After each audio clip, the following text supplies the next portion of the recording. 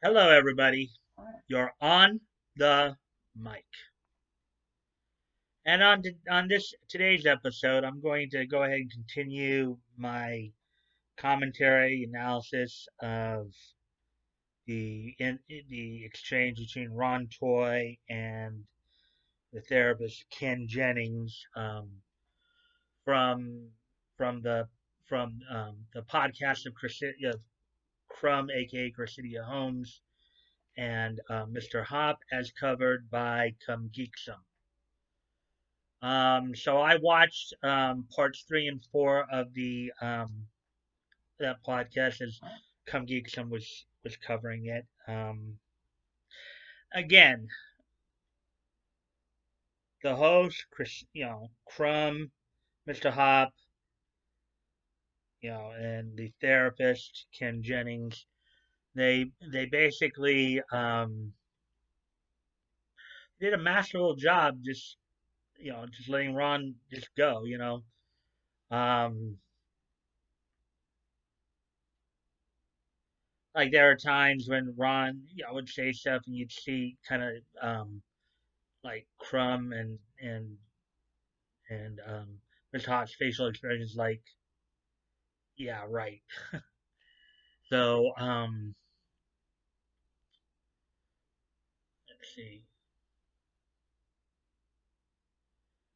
what else can I say about it? Because Ron did get off track a little bit. He talked about one of the things I noticed at a point, and I know Cut Geeksum also pointed this out. So at one point earlier in the interview, Ron had said that he was like afraid of his father. He's afraid of his parents. They were real strict on him.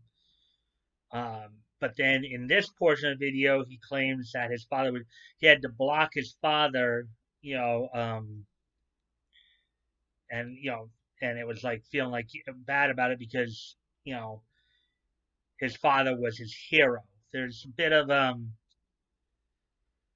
was a bit of incongruity there. Some other things too.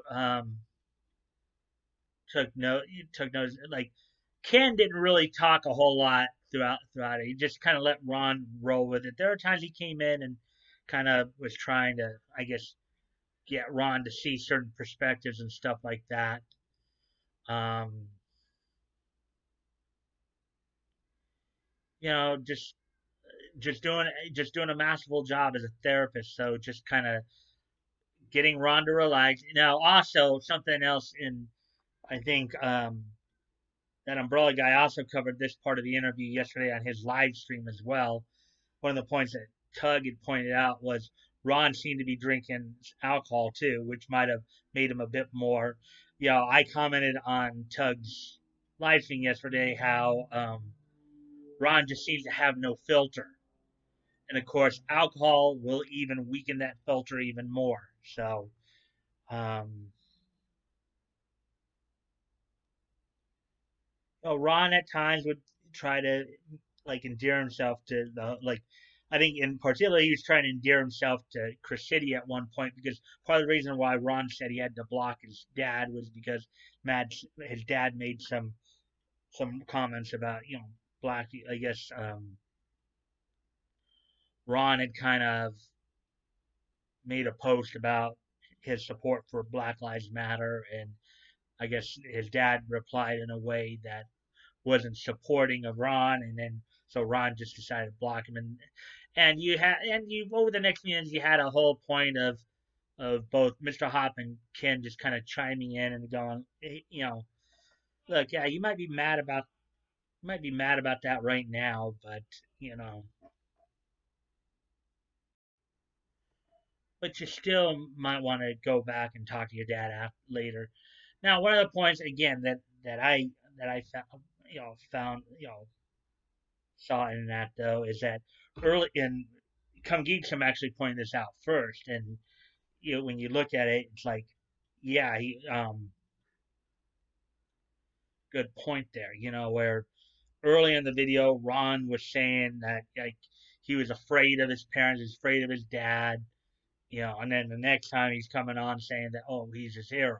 So a little incongruency there. It's like some people might argue, well, abuse victims might have those type of reactions. You know, what else did I? A lot of it was Ron talking and just saying a lot, saying a lot of stuff. Actually, one point of contention that was kind of brought up was Ron was saying that we have like these 17 affidavits. I know Come Geek Some went over and said that why some of them should have actually been left out, and how some of them were discredited. In fact, Ken Jennings even pointed out to Ron that it was actually eventually discovered that one of the affidavits in support for his side, um, it was discovered that it was falsely done. Apparently, that the person in question was not even there. It was done third hand. So, oh yeah, that was an interesting thing to point out. That we this is also the portion of the interview where we saw Ronster, when he was talking about the issues with his dad, was starting, looked like he was starting to cry. Um, you know, Basically everybody can judge for themselves whether or not they actually believe Ron, you know, whether or not they believe that what Ron is saying was true. I mean, he himself believes that it's true. So, um, but I also remember seeing him try to kind of endear himself in that time frame with Chrysidia too, and saying how how I guess he's trying to be this outspoken person against intolerance, against not just black people, but of course he went through the whole gamut: black people, Hispanic, Asian, transgender, LGBT, you name it. I think one of the things I saw throughout all this, in fact, at one point I almost had to laugh because, again, he's using some of the same terminology. But if I picked up anything here, is that Ron is definitely extremely woke and extremely simp. Okay, you can see it all over his demeanor and all that. Um, there wasn't really a whole lot of gotchas in there. It was just, there were a couple of things he picked up on, but not really a whole lot of gotchas. Towards the end, they did talk about. Now, Ron claims in this interview, he claims his issues are not really with Vic, but they're more with Ty and Nick for driving Vic to actually file this lawsuit. He seems to have more issues with Nick and Ty. Well, I think what it is that Nick and Ty are calling him out on his baloney, and he can't stand it. You know, so I think that's what that tells me. I know Tug covered more of the interview in one shot than you know, I know Come Geek Some hasn't got to. There's another part to the video that I think we'll see on tomorrow's. Like as I said, I'm just doing this more. Most of my coverage is through Come Geek Some. These videos that I'm doing on this interview, I'm doing through Come Geek Some's coverage. But I've also seen like Tug's live streams and commented on those. There was a point when Ron, a spoiler alert here, the point in that in which Ron did get heated. But I'll save that part for tomorrow. Actually, one other thing I kind of I remember from watching the two videos today too. Come Geek Some caught this. At one point, Ron did a Freudian slip. At one point, he was going through kind of some what might have been kind of scenarios in which he talked about, well, at one point, at first it's like the Freudian slip where he basically, he was talking about, well, what might have been if Vic got better legal advice, what have you, or if Vic had he was about, what the Freudian slip was. He was about to say if Vic had just admitted to what instead of what Vic was accused of. That was the Freudian slip. He was about to say what Vic was if Vic just admitted to what he did instead, but he caught himself, and instead of saying what he did, he said, instead of completing that, he said what he was accused of. So that was pretty interesting too. Now, in analyzing this stuff, of course, it also comes, not just listening to what's being said, but also observing the body language, which is what I was doing. I was like watching Cressidia and Mr. Hop quite a bit there to see, just to see if I could see their facial expressions, see how they might react to what Ron says. There were a number of times the reactions were not overly pronounced. It like unless you were looking for them or really scanning for them, most people I don't think would have noticed. Some people did. I know, particularly in the first, like from yesterday's video, from what I covered in yesterday's video, a little more pronounced. But I know some people were saying they were picking up on some of Cressidia's, Crumb's facial expressions as well. Um, so, and I was noticing it too. It was a little less pronounced to the third and fourth parts here than it was in the first two parts. Um, just based on what I know, because I was also watching some of Tug's coverage of it as well. I know things will get a little. As I said, I'll go into that more after I've watched, those parts tomorrow. Whichever, how many. I don't know if it's gonna be two or three that come give you some will release for tomorrow. Those next parts of the video, but when we get to that, I have a chance to really look at it and see what was going on, and I'll let you all know. But yeah, I'll put it this way: the way from what I've seen so far, Ron, I think Ron thinks he's bulletproof, basically. I mean, we saw in the first, the first portion of the from what I was covering yesterday, you know, I'd take notice of the fact that seemed to have no filter. I think since they won the initial case, even though appeals are still going on, and we should have some more information. The next date is the 20th, which is a week from this Saturday. That's when Vic has to have his responses to their responses, or his replies to their responses, um, and his response to Monica and Ron's counter counter counter appeal. That's when all the paperwork for that has to be filed in a week from Saturday, unless for whatever reason his legal team decides to ask for another extension. I honestly don't see that happening. I think it does seem like I haven't heard of any kind of reason for delay or anything like that. I think that we should know something by in about a couple weeks here. As I said, a week. The that paperwork is due a week from this Saturday. His replies to their responses and his response to their cross appeal. So that's due on June 20th, which is a week from this Saturday.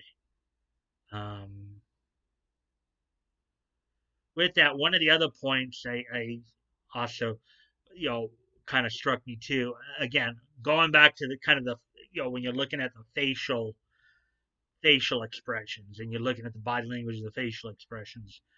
At one point, Ron was saying, in reference to Monica, one of the most beloved and honored voice actresses and then kind of alluded to Jamie in the same vein.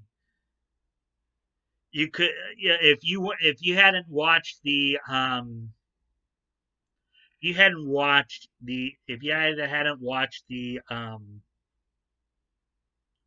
initial podcast, or on YouTube or seeing like Come Geekdom or Tug's coverage of it, you could just imagine the facial expressions that are going on between um, Crumb, Cressidia, and Mr. Hobb. It's like, yeah, it's like we all hear it all the time. Press F to doubt. It's like their they didn't say anything, but their facial expression told you, yeah, right, Ron. So yeah, but Ron at this point just he seems to think that he's in the neat and clear. He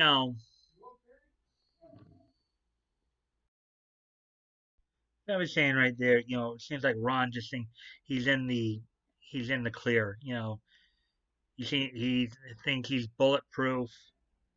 The appeals aren't even done yet. They're still getting all the paperwork in. So you never know. Two of those appeals courts could come back and say, yeah, chopped up is a lot of people. They may not actually say the words chopped up, but they basically may point out that, yeah, and then we'll be back into all this. And then Ron is saying, well, we have the receipts, we have all this and that. But if that's the case, why not present it earlier? And Ron was saying, well, because we didn't have to. We're not, we're not on trial. Vic's not on trial. We're not on trial. Okay, that's a fair assessment. He may not, but okay, technically, yeah, Ron is right. He's not technically on trial, but in a way, his reputation is on trial. You know, um, because all these, you know, now I admit that I heard, when I was still going to cons years ago, I heard some of the rumors true. That's the thing. They're rumors. They're whispers. They're obviously what makes those whispers all of a sudden more significant now than back then. If Vic supposedly had these issues for years, and even I think even Ken pointed this out too. I mean, it would have already been affecting him back then. He would not have been getting invited to cons if he was this individual that they want everybody to believe. Why would I mean, I know people will argue. Well, a lot of con owners may just ignore it just because because he brings in money. I think we kind of got that from the whole situation with the San Japan um, founder the other day, as we were talking about that.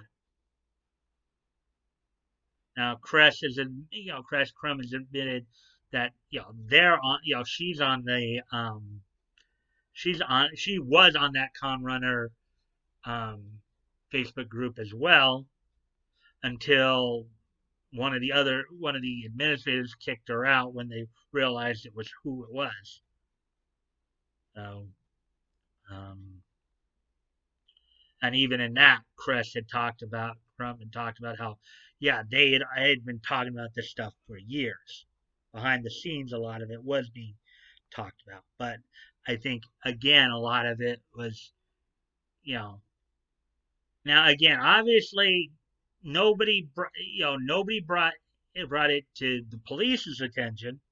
So nothing, and even with and we've discussed the whole all the things that they claimed. They discussed the thing like about you know like we discussed about Monica's claims and Jamie's claims and all that. We've like sat there and dissected, debunked those, from many of us have. So we don't need to go back and rehash those situations. But for this situation, as we're talking here, you know, Ron seems very confident. As I said yesterday, I believe his lawyers have got to be face palming right now. Because I think there's a number of things that he has said in this interview that could very well come back and bite them in the rear end. Ron obviously doesn't think so, but but what could very well happen if the appeals court feels that maybe that Vic did get shortchanged there, and they decide to send it back to be tried.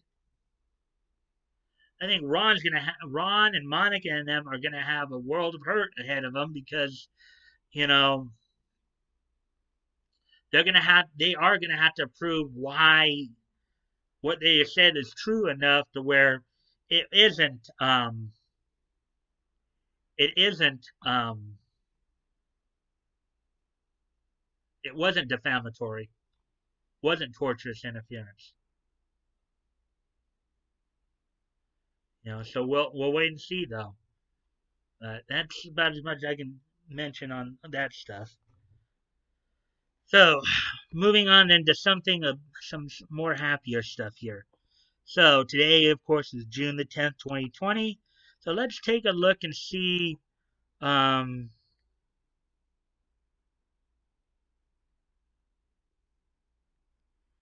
let's go ahead and take a look at some stuff. What's happened on this day in history.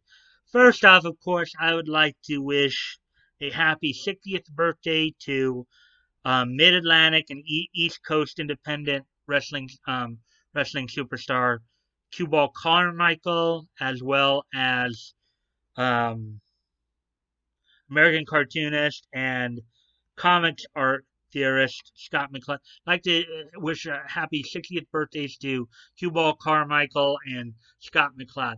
Cue Ball Carmichael, of course, is an independent wrestler who's wrestled since 1983, primarily throughout the Mid Atlantic and East Coast independents, stemming from as far north as Pennsylvania, eastern Pennsylvania, all the way down south to the Carolinas. You know, he basically had some good teams with guys like Jimmy Cicero and Dino Divine. He even did some work for NWA during that time as well. So so happy 60th birthday to Cue Ball Carmichael, and then also a happy 60th birthday to Scott McCloud, the American cartoonist and comic art theorist. His most well-known comic was Zot, which was a 36-issue standard superhero comic published by Eclipse Comics. So happy 60th birthday to both Cue Ball Carmichael and Scott McCloud, who were both born on this date in 1960. As we move ahead, happy 60th birthday to those two individuals.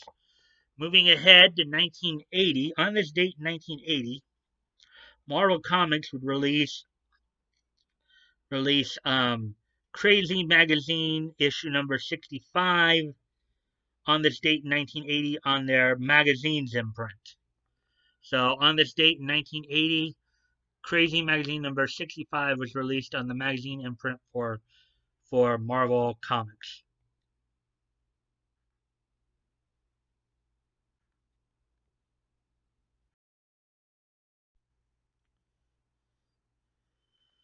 And on this date in 2003, which was 17 years ago, the first volume of Ballad of a Shinigami was released. The manga was really okay. So on this date in 2003, Shinigami no Ballad or Ballad of a Shinigami was released on this date. The first volume of it, Ballad of the Shinigami, was a Japanese light novel series written by Keisuke Hasegawa. So on this date in 2003, Ballad of the first volume of Ballad of the Shinigami was released, um, published by ASCII Media. Um, and with that now that we got that all that we got all that out of the way, um, if you can check if you guys want to contact me directly, you can check the links below. My Discord link is down there. You can direct message me there. Um, Also, I'm still promoting a bunch of different dub companies. There's a lot of work out there you guys can check out. You know,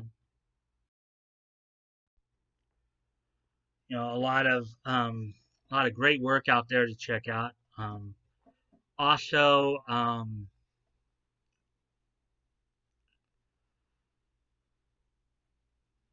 also, if you if you guys like this content, please consider. Oh wait, actually no. Okay, I'm sorry, I forgot something there. Also, guys, I'm still promoting Vic's GoFundMe, as well as Indiegogo project of that umbrella guy and his daughter, Little Umbrella Girl. Um, Another case for the Littlest Umbrella. You guys might want to check that out. See if you want to lend your support there. As always, guys, never feel like you have to donate. If it's on your if it's on your heart to do so and you have the means to do so, please consider donating. If you've already donated, please consider donating again. And if you cannot donate, you can still help out the cause by sharing the link. And sharing is caring. You never know. Maybe somebody in your circle of friends um, may want to,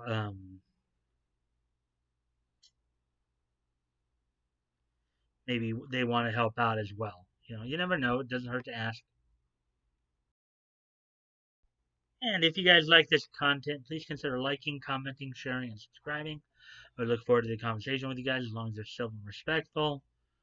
And with that, I also want to remind you not to forget to check out Friday's premiere of Voices Big and Small. This week I'll be profiling Canadian voice actor Trevor Duvall. And until tomorrow, bye.